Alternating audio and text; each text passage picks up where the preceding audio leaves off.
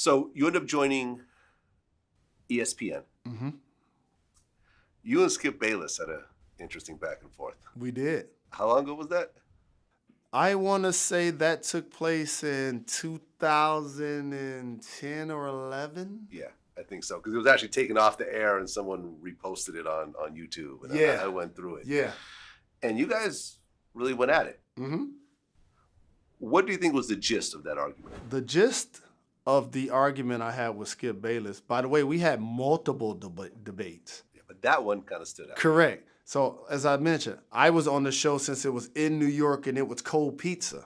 I used to be a guest on the show to when it graduated and became First Take and moved to Bristol.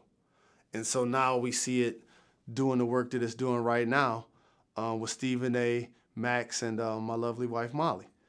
And so the content of the debate was I was defending the idea that it's okay to name call as your analysis of describing players.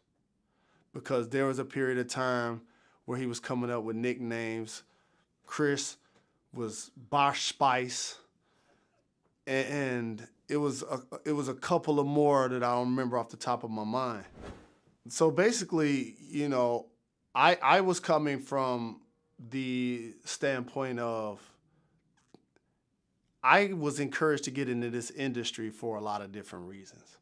One of them is I wanted to try to be what I personally consider a voice of reason that can have an opinion, a strong one, that can definitely, ruffle some feathers, but not make it personal, which to me is something totally different. You learn that trash talking, playing outside growing up.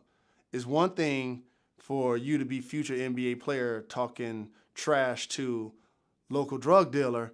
It's another thing to know that he can go pop the trunk on you and end the game, and you never make it to the league. So you learn eventually what to say and what not to say, and more importantly, what not to say to certain people. But a lot of times that could get blurred.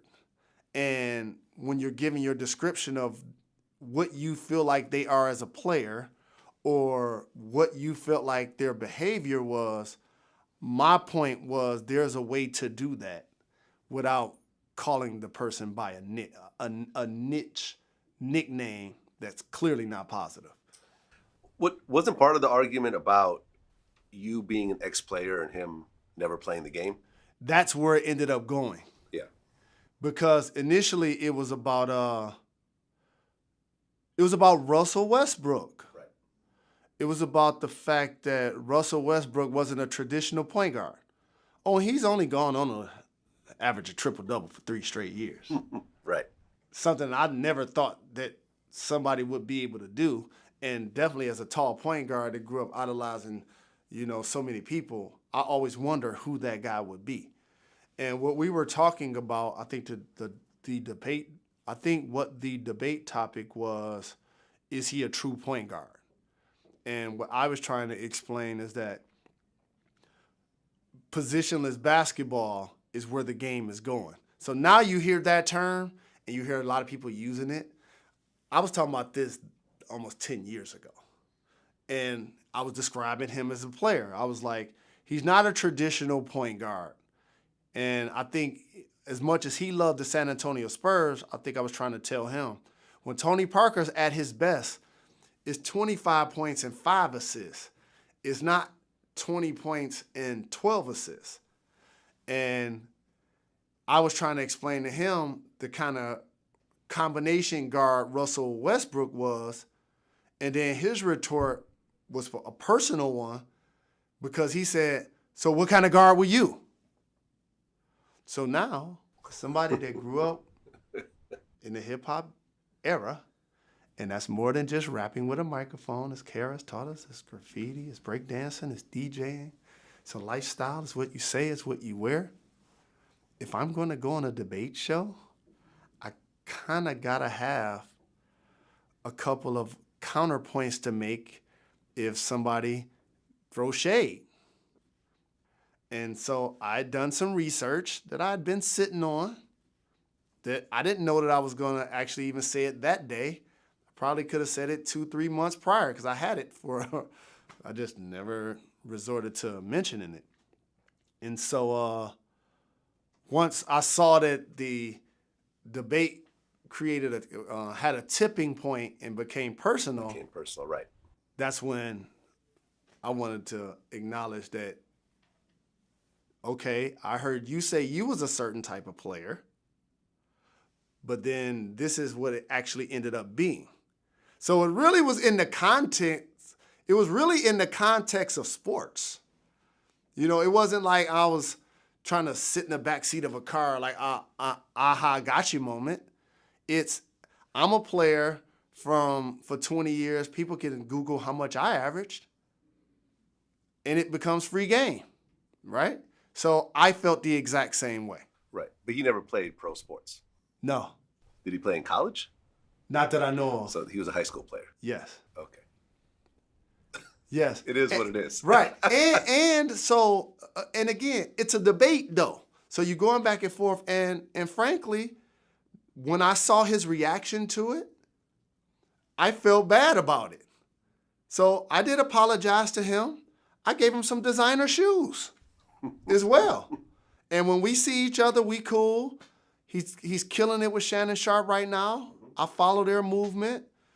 And, you know, it's water under the bridge. It's just a moment that happens in debate. Well, you went on to just have a bunch of huge shows. You were doing what, like 3 shows at the same time? Yeah, that's what we do. Grinding. Grinding. Right now, I'm really fortunate. So the opportunities that I now have at ESPN and in media, I'm really grateful for. And for people that want to work in this industry, you have to work really hard for. And the trick that I play on you guys is that I'm not working hard. That's just game. That means I'm outworking everybody. 24/7, 365. I'm consumed by it. I'm watching sports. I'm watching entertainment. I'm paying attention to fashion. I'm paying attention to politics. It's ESPN right here. It's CNN right here. It's MSNBC. It's Fox. It's Entertainment Tonight. It's Ellen DeGeneres. It's Hard Knocks. It's Showtime, Wu-Tang. I'm watching everything. Right. All of the time. And VladTV. And VladTV, of course. Right. I even hit you up and let you know I was sitting and watching. And so you have to be consumed by this, in my opinion, to be competitive at it. And so now, initially working at the company, I got a chance to work on so many shows. NBA Tonight, Coast to Coast, Monday through Friday with Numbers Never Lie. And at that moment, I realized I had a John Sally-ish revelation. I was like, I'm the only former basketball player that's doing a Monday through Friday national televised sports show. And now, in 2019, some of my favorite people who just happen to be football players, Mike Golick, Marcellus Wiley, Michael Strahan, Chris Carter, Shannon Sharp, Nate Burleson, all Monday through Friday shows. You know what drum I'm still quietly trying to beat down? To not be the only basketball player doing it Monday through Friday.